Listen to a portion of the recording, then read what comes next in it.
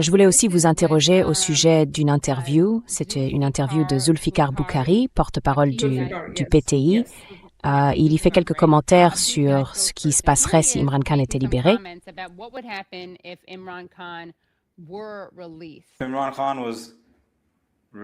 Si Imran Khan était libéré demain, hypothétiquement, il ne ferait rien qui nuirait réellement au pays. Et si cela signifie ne pas entrer en conflit avec l'establishment, avec la hiérarchie militaire, alors vous faites tout ce qui est en votre pouvoir. Vous maîtrisez votre propre souffrance, vous retenez votre douleur, vous l'avalez pour le bien de votre pays. Si Imran Khan, Inch'Allah, est transféré à l'hôpital aujourd'hui, ou au plus tard demain, alors vous savez, quoi qu'il arrive, la marche du 27 septembre est toujours maintenue et les préparatifs battent leur plein. Ça ne changera pas. Ce sera massif et très très historique. Ce sera comme toujours pacifique. Mais vous verrez des foules immenses descendre dans la rue le 27 septembre.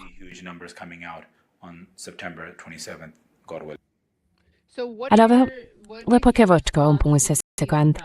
Prate tuash. Oui, donc l'impression que le gouvernement actuel et l'establishment militaire ont cherché à donner, c'est peut-être qu'Imran Khan est ce lion blessé, qu'il va sortir et qu'il va tous les dévorer et tout ça. Et ce que Zulfikar dit ici, c'est qu'Imran Khan se soucie d'abord du Pakistan, avant de se soucier de lui-même.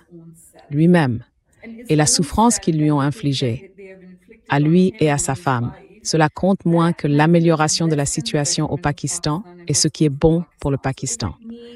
Donc, si cela signifie qu'il doit leur pardonner et oublier sa propre souffrance, il le fera pour le bien du Pakistan. Par exemple, lorsqu'on lui a annoncé la mort de Kashmiris, ou le martyre de Kashmiris, ainsi que les récentes violences au Cachemire, bien sûr, il a été triste. Et s'il avait été dehors, il aurait, vous savez, manifesté un soutien très fort à la cause cachemiri.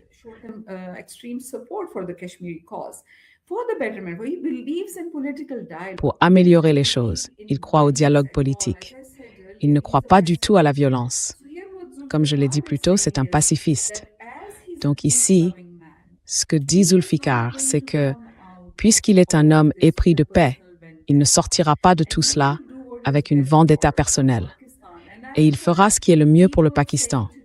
J'ai entendu des gens dire aujourd'hui que Zulfikar tient le langage du régime, qu'il parle peut-être d'un accord avec Imran Khan et qu'Imran Khan aurait conclu un accord avec l'établissement militaire pour sortir. Il n'en est rien. Quand les talibans le Pakistan est en guerre avec l'Afghanistan par intermittence. Mais Imran a toujours dit, nous devons dialoguer avec les talibans. Nous devons nous asseoir avec eux et résoudre le problème. Il a donc toujours été favorable au dialogue. Ce n'est pas du tout quelqu'un qui prône la violence. C'est ce que disait Zulfikar. Et ça, c'est quoi les 27 mars et septembre? Comme nous n'obtenons aucun soulagement de la part des tribunaux dans les affaires en cours, sa demande de libération sous caution, la demande de libération sous caution de ma sœur est refusée depuis 15 mois maintenant, même plus. Depuis les 26e et 27e amendements, les tribunaux sont en quelque sorte sous l'autorité de l'exécutif, puis du régime militaire. Et nous n'obtenons aucune justice de la part des tribunaux. Le parti, le mouvement pakistanais pour la justice, a donc décidé que le 27 septembre, si les affaires d'Imran Khan ne sont pas inscrites au rôle et s'il n'obtient pas justice, nous ne demandons aucun avantage supplémentaire. Nous disons simplement qu'Imran et ma sœur sont innocents. Il n'y a aucune preuve contre eux dans les condamnations prononcées.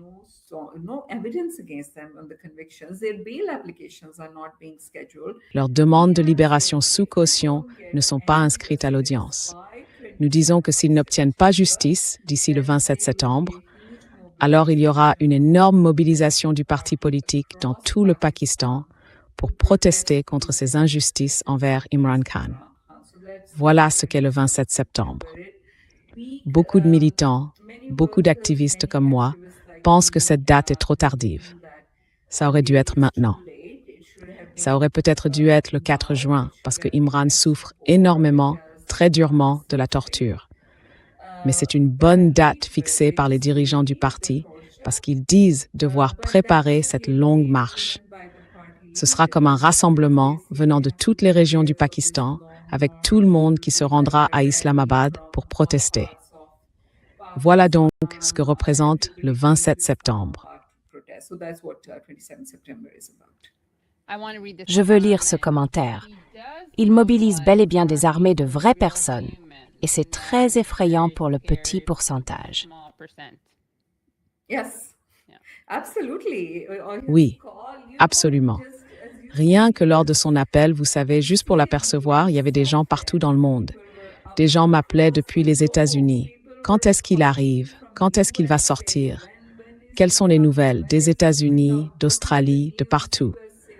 Vous savez, les Pakistanais sont partout, la diaspora pakistanaise. Et ils ne sont pas seulement à l'étranger. Ils sont au Pakistan comme en dehors du Pakistan. C'est pour ça qu'il fait peur à ces gens-là, parce qu'ils savent, vous savez, qu'il est extrêmement aimé.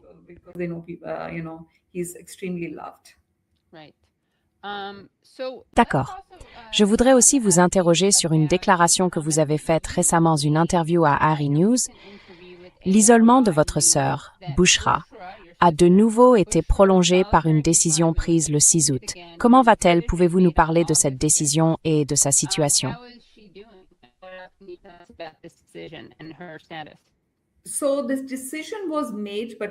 La décision a donc été prise, mais elle n'a pas été annoncée.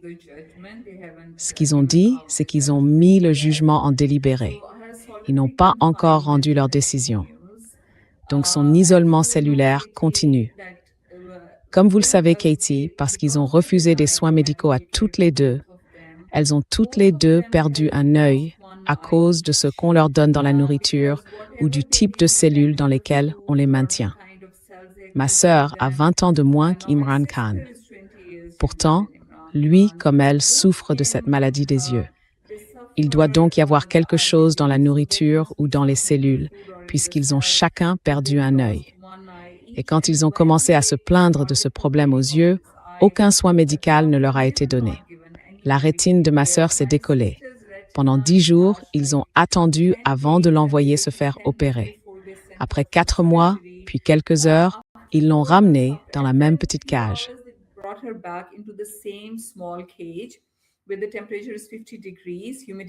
Avec une température de 50 degrés, l'humidité et tout le reste, comment est-elle censée se remettre de cette opération de l'œil? Cela fait 4 mois maintenant et elle ne voit toujours pas de l'œil droit. C'est pareil pour Imran Khan. Lui aussi a perdu son œil droit. Il ne voit plus qu'à 4,25%. Il ne perçoit que la lumière. Ma sœur aussi ne voit plus que des lumières et des ombres. Son autre œil est lui aussi touché. Elle dit que les mêmes symptômes ont commencé dans son deuxième œil. Toute la journée, elle reste dans sa cellule, les 2 yeux fermés à cause de la douleur. Elle ne peut pas les ouvrir. Et encore une fois, il fait 50 degrés. La nourriture est, vous savez, très mauvaise. Elle est en classe C, en dessous même de la classe C. Il la torture uniquement pour faire pression sur Imran Khan afin qu'il cède. Et vous savez, je ne sais pas ce qu'ils veulent de lui. Parfois, on a l'impression qu'eux-mêmes ne le savent même pas, mais qu'ils ont tout simplement trop peur de lui accorder le moindre soulagement.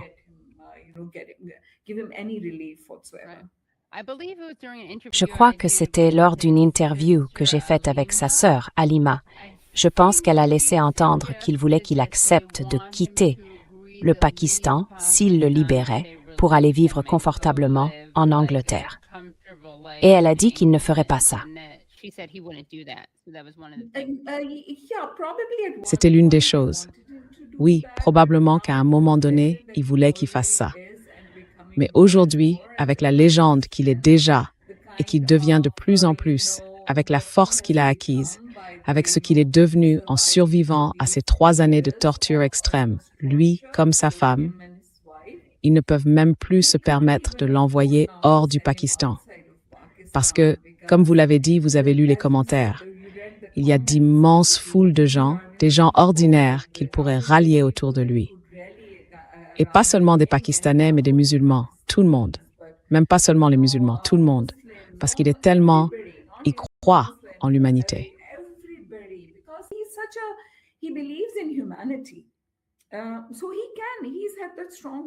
Donc il en est capable. Il a cette voix forte. Si vous écoutez son discours aux Nations Unies, où il a parlé une fois, c'était un discours tellement puissant. Et les gens venaient me voir, je vis aux Émirats arabes unis, ils me disaient, s'il peut faire tout ce qu'il dit, même nous sommes prêts à partir vivre au Pakistan, parce qu'il a vraiment l'air d'un dirigeant visionnaire. Et c'est pour ça qu'ils ne peuvent pas se permettre qu'il soit au pouvoir, ni même qu'il soit en dehors de prison. D'accord. Alors je crois qu'il existe des vidéos de lui, en fauteuil roulant à l'hôpital. Est-ce que ces vidéos sont authentiques? Non. Ils ne permettent à personne de prendre une photo, ni même, vous savez, d'enregistrer sa voix, rien du tout. Donc ces 3 dernières années et demie, il n'y a eu qu'une seule image de lui. C'était lorsqu'il assistait à une audience par visioconférence, et cette image a fuité. Le gouvernement a alors poussé de grands cris.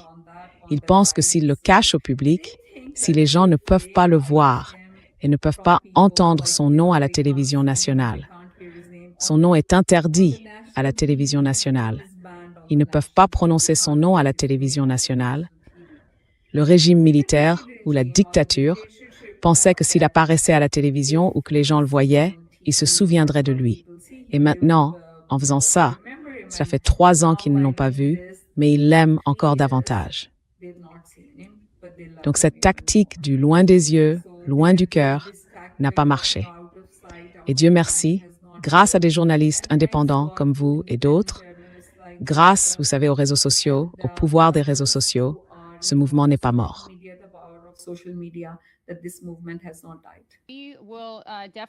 Nous resterons assurément en contact. Et dites-nous, s'il vous plaît, comment nous pouvons soutenir votre beau-frère et bien sûr, votre sœur. Voyons voir. J'ai trouvé une courte vidéo d'Imran Khan qui met en garde contre une guerre nucléaire dans son discours à l'Assemblée générale des Nations unies. Devrait-on la montrer?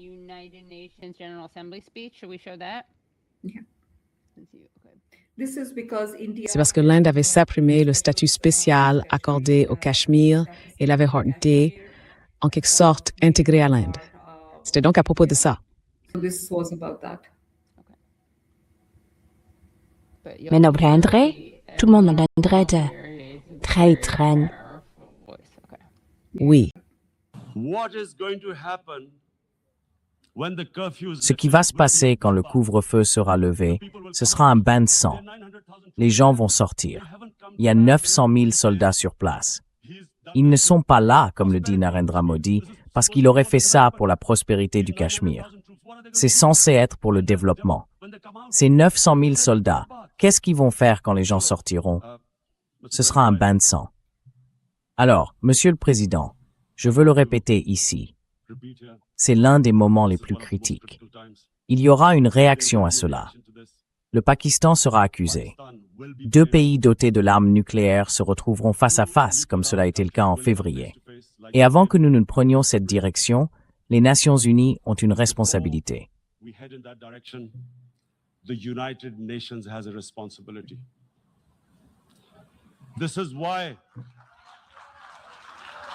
C'est pour cela que les Nations Unies ont vu le jour en 1945. Vous étiez censé empêcher que cela se produise. Imaginez qu'un pays 7 fois plus petit que son voisin se retrouve face à ce choix. Soit vous.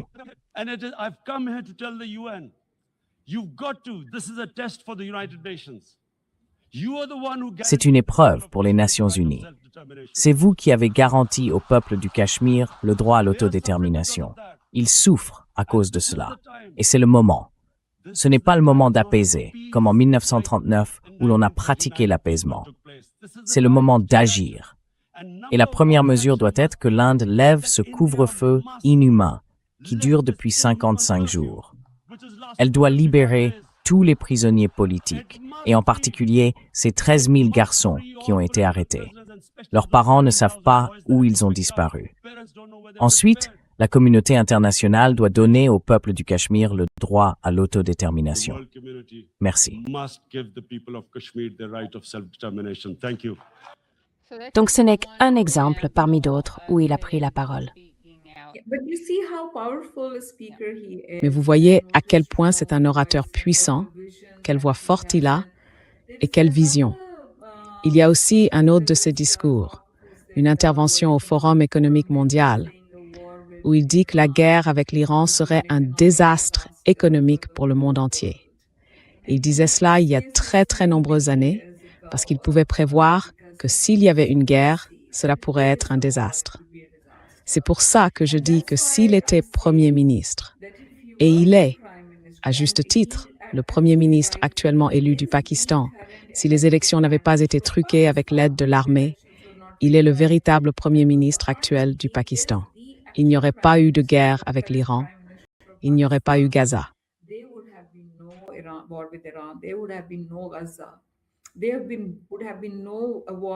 Il n'y aurait pas eu de guerre avec l'Inde ni avec l'Afghanistan. Donc, l'Inde, il lance ici un avertissement à cause du Cachemire. Et ce qui est triste, c'est que ces paroles sur le Cachemire sont désormais vraies aussi du côté pakistanais du Cachemire. Parce qu'il y avait un couvre-feu. Il y en a un, vous savez, parce que les Cachemiris veulent ce droit à l'autodétermination. Ils demandaient au gouvernement pakistanais de partir avec les 12 sièges. C'est une question constitutionnelle. Mais encore une fois, le droit à l'autodétermination, Imran Khan y croit fermement pour tous les peuples du monde. Et c'est une voix très forte. C'est pourquoi certaines personnes ne peuvent pas se permettre de le laisser sortir, même pour aller à l'hôpital, recevoir les soins médicaux.